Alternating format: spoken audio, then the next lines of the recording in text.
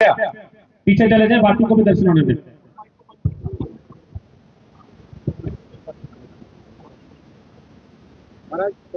श्री राम। जम्मू कश्मीर प्रांत के समादरणीय पत्रकार बंधु, आपका हम स्वागत कर रहे हैं। जैसा कि आपको विदित हो चुका है कि इस समय हम गौ प्रतिष्ठा ध्वज लेकर भारत के सभी प्रांतों में उसकी स्थापना करते हुए आगे बढ़ रहे हैं। लगभग 29 प्रांतों में गौ प्रतिष्ठा ध्वज की स्थापना करते हुए आज हम आपके जम्मू कश्मीर प्रांत में आए हैं और यहाँ जम्मू में जो हमारे निर्मल स्वरूप ब्रह्मचारी जी के द्वारा संचालित श्रीधरा गौशाला है, उस पवित्र प्रांगण में जम्मू कश्मीर प्रांत के लिए प्रेरणा देने वाली गौ प्रतिष्ठा ध्वज की स्थापना हमने अभी थोड़ी देर पहले ही की है। हम ये चाहते हैं कि हमारे देश की जो एकता है उसको पुष्ट करने के लिए देशवासियों के मन में परस्पर के लिए भाईचारा बढ़ाने के लिए हमारी एक मां सुनिश्चित करें, क्योंकि कोई भी दो लोग आपस में भाई भाई या भाई बहन तभी हो पाते हैं जब उनकी मां एक होती है। अगर मां एक ना हो तो कोई परस्पर दो व्यक्ति भाई भाई या भाई बहन नहीं हो सकता। तो हम चाहते हैं कि देश में जो हमारा सौहार्द है उसको मजबूत करने के लिए, भाईचारा बनाने के लिए हम अपनी एक मां सुनिश्चित कर दें। और हमारे देश के पूर्वजों ने पहले से ही गाय को मां के रूप में स्वीकार किया है, उसी रूप में उसको सम्मान दिया है। आज आजादी के बाद हमारी जो सरकारें हैं उन्होंने गाय को पशु के रूप में अपनी सूची में दर्ज किया है। तो हम चाहते हैं कि गाय को पशु सूची से हटा करके मां के रूप में प्रतिष्ठित किया जाए। जब गाय के बारे में मां का संबोधन औपचारिक रूप से मिल जाएगा तो लोगों के मन में गाय के लिए भी एक अलग तरह की भावना का उदय होगा और परस्पर के लिए भी भाईचारा गहरा होगा। तो ये एक परम पवित्र उद्देश्य लेकर, जिससे धर्म का, जिससे राष्ट्र का, जिससे देश का, जिससे देश में रहने वाले जन जन का लाभ है, वो उपक्रम लेकर के हम चले हैं और आपके बीच में आए हैं।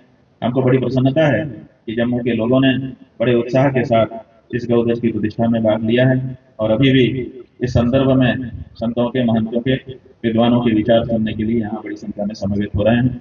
इसी बीच आपसे बातचीत हो रही है। ये बात हमने अपनी तरफ से कही, अगर आप कुछ पूछना चाहें तो पूछ सकते हैं।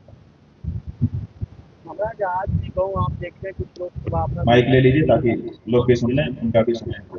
आज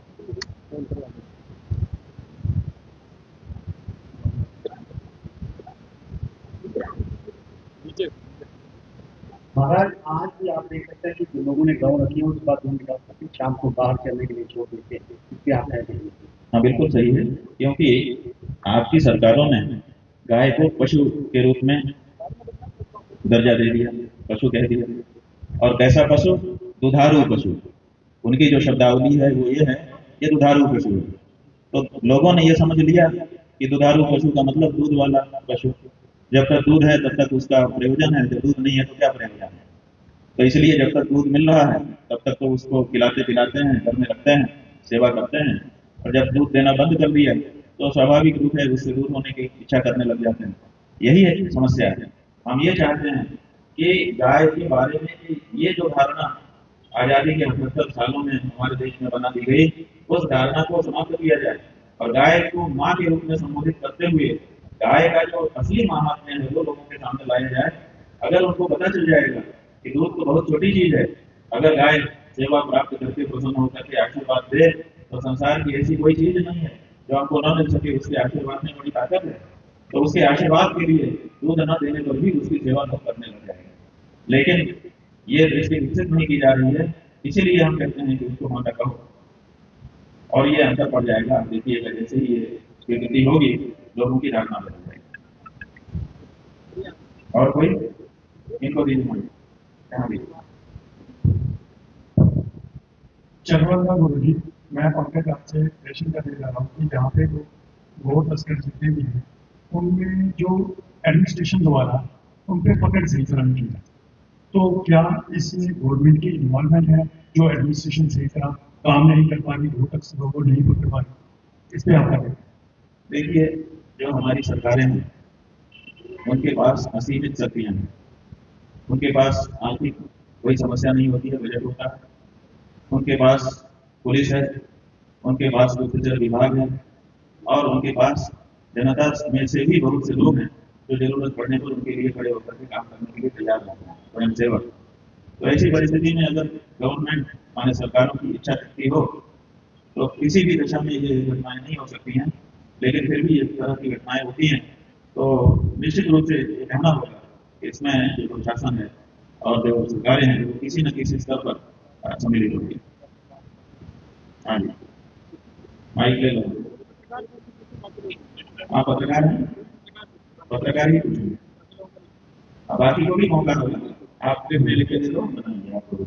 महाराज जी, क्या लगता है कि सरकार इस दिशा में कोई कदम उठाएगी?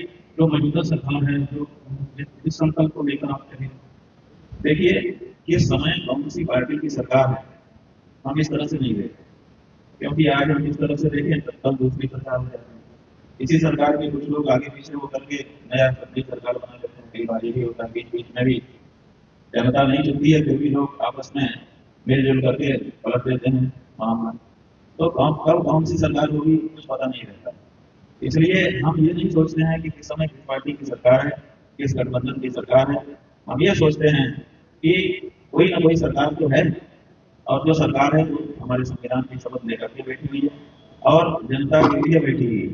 तो जनता की जो मांग है अगर वो गहरी होगी, साफ होगी, स्पष्ट होगी, बिना पक्षपात की होगी, तो कोई भी सरकार कहीं पर भी हो, लोकतंत्र में उसको लोक भावना को आदर देना ही पड़ता है। तो जब जम्मू कश्मीर के लोग खड़े हो जाएंगे कि नहीं नहीं हमको तो ये चाहिए, तो कोई भी सरकार को उसको करना पड़ेगा और वो करेगा। और हम ये आपको बताना चाहते हैं, जम्मू कश्मीर में आजादी के पहले से ही सन 1889 संवत विक्रम संवत, अगर ईस्वी सन में कहें तो 1932 से रणवीर दंड संहिता लागू हुई। रणवीर दंड संहिता के अनुसार गौ माता की हत्या जम्मू कश्मीर में नहीं हो सकती, ये यहाँ पर नियम था। इसलिए यहाँ और कड़ाई से उसका पालन भी बहुत समय तक होता रहा था। इसलिए यहाँ की जनता के संस्कार में ये बात आ गई है कि हमको गाय नहीं मारना। अब 2019 ईस्वी में जब पुनर्गठन जम्मू कश्मीर पुनर्गठन कानून लाया गया तो उसके अंतर्गत 370 धारा खत्म की गई, रणवीर दंड संहिता समाप्त हो गई और उसकी जगह पर जो नया कानून लाया गया उसके अंतर्गत अब यहाँ पर गौ हत्या की छूट हो गई। तो अभी ज्यादा दिन नहीं हुए हैं ये छूट मिले हुए इस राज्य को। इसलिए अभी संस्कार इस प्रदेश के वही हैं, जहाँ का हिंदू हो, चाहे यहाँ का मुसलमान हो, चाहे यहाँ का सिख हो, सबके मन में गाय के बारे में एक भावना बनी हुई है। इसलिए अभी समय है कि फिर से एक बार गाय के संदर्भ में बात उठा करके हमको रणवीर दंड संहिता के अनुसार जो कानून परंपरा से चला आया है उसको पुनर्स्थापित गाय के संदर्भ में कर देना चाहिए। तो हम समझते हैं कि कठिनाई नहीं होगी, लोग खड़े हो जाएंगे।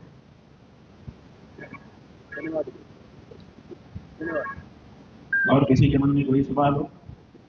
ठीक है, धन्यवाद।